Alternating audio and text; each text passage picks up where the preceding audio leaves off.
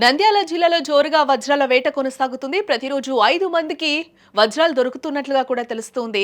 15 లక్షల విలువ చేసే వజ్రం లభ్యమైనట్లుగా కూడా మనకి సమాచారం.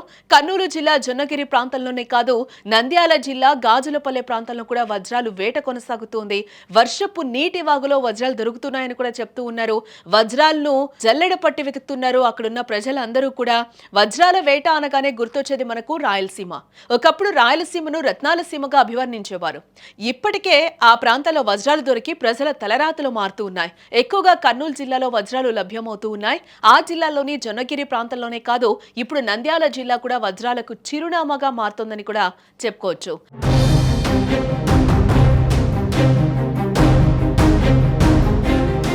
నంద్యాల జిల్లాలోని గాజులపల్లె ప్రాంతంలో ప్రజలు జోరుగా వజ్రాల వేట కొనసాగిస్తూ ఉన్నారు. ఇటీవల కురిసిన వర్షాలకు వాగులు వంకలు పొంగి ప్రవహిస్తూ ఉన్నాయి. సరిగ్గా ఈ వర్షపు నీటి వాగులోనే వజ్రాలు కొట్టుకొస్తున్నాయని స్థానికులు నమ్ముతూ ఉన్నారు.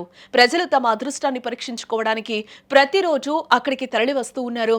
స్థానిక సర్వలక్ష్మీ నరసింహస్వామి దేవాలయం సమీపంలో ఉన్న ఈ వాగును వజ్రాల వాగుగా పిలుస్తున్నారు. ఈ వాగులోని ఇసుకను, మట్టిని జల్లెడ పట్టి వజ్రాల కోసం వెతుకుతూ ఉన్నారు. కొందరు కూలి పనులు మానుకొని మరి వజ్రాల వేటకు వస్తున్నారు. ఒకవేళ వజ్రం దొరికితే తమ జీవితం మారిపోతుందని కూడా ఆశగా ఎదురు చూస్తూ ఉన్నారు. ఇప్పుడే ఒకటే దొరికింది. నేను ఈ మధ్య ఇక్కడికి వచ్చాను, మాది గుంటూరులో. ఇక్కడికి వచ్చాను, దొరికింది. ఆయన అమ్మనాడు వెళ్ళిపోయాడు.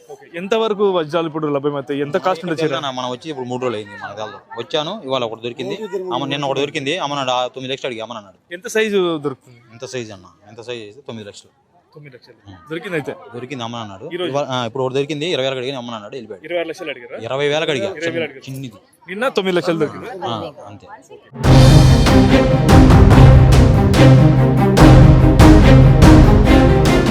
ఇటీవల ఒక వ్యక్తికి ఏకంగా 15 లక్షల రూపాయల విలువ చేసే వజ్రం దొరకడం స్థానికంగా సంచలనంగా మారింది. దీంతో చుట్టుపక్కల గ్రామాల నుంచి కూడా ప్రజలు వేలాదిగా తరలివచ్చి వజ్రాల వేటలో మునిగిపోతూ ఉన్నారు. ప్రతిరోజు 5 మందికి వజ్రాలు దొరుకుతున్నాయని కూడా స్థానికులు చెప్తున్న మాట. మరి ఈ వజ్రాల వేట ఎంతవరకు కొనసాగుతుంది? మరికొంతమందికి ఈ అదృష్టం దక్కుతుందా అనేది చూడాలి.